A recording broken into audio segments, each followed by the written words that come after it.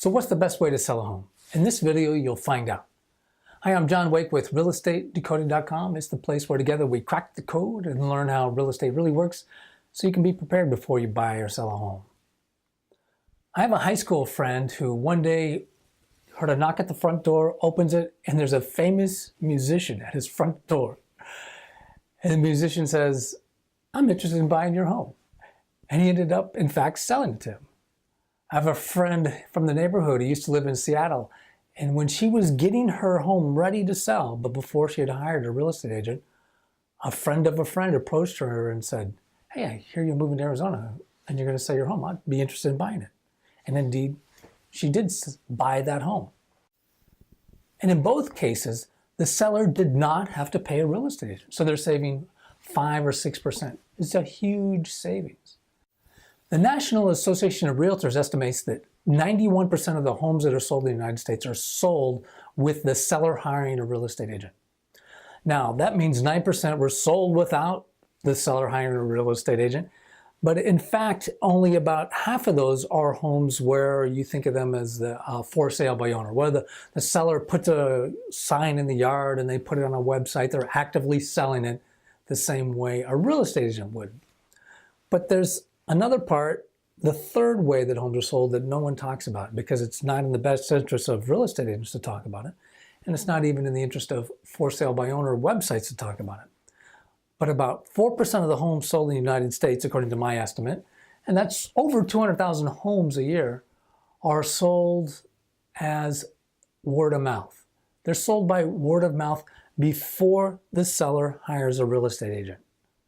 That's what happened to my two friends. It was super serendipitous for them to fall into the situation where a buyer just sort of shows up. But it's clearly the best way to sell a home because you're not paying the 5 or 6% to a real estate agent, and it's a lot easier. You're not doing any of the marketing. For example, you don't have to get the home as spectacularly looking. You don't have to have it staged, for example. You don't have to get that call that says, "Oh, there's a showing in an hour. Can we get the kids or the dogs and get them out?" And it's a pain in the neck to sell a house. They had none of that. So the question is this just pure luck, or can we kind of make our own luck to improve the odds that we could sell our home this way? And I think you can. So this is what I suggest you do. If you're thinking of selling your home in 1 month, 2 months, 3 months, right now start telling everybody you know that you're planning to hire a real estate agent in 1, 2, 3 months or whatever. Get it out to all of your friends, to all of your neighbors. Neighbors are particularly good because they may know somebody who wants to move into the neighborhood. Tell the parents of your children's friends in school.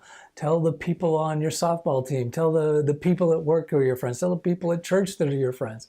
Tell everybody you know that you're thinking of selling, and tell them you'll have more flexibility on price before you hire a real estate agent. So while you're telling everyone that, be sure and also ask them for real estate agents they recommend, because eventually you could get to the point where you go back to plan A, which is hiring a real estate agent. So get those recommendations now and find out recommendations on real estate agents that are people they've actually used. Don't just go for the ones where they say, "Oh, this is a great real estate agent. She's a neighbor," or "She's in my book club." That's nice. But what you really want is someone to say, "Yeah, this is a real estate agent and she helped me sell my home and she was spectacular and it was in a similar neighborhood and a similar price range." That's what you want, is those great recommendations. So when you get to that time, if you haven't sold it by word of mouth, you're all set to start interviewing great real estate agents. So that's what I suggest. And also be aware that your work isn't done if you find the buyer. The hardest part in selling a home is finding the buyer, of course, but there's still other things that have to be done. You have to come to an agreement on price and terms, of course. You have to do inspections and repairs and disclosures. That has to be taken care of. And of course, there's just a lot of paperwork that has to be taken care of.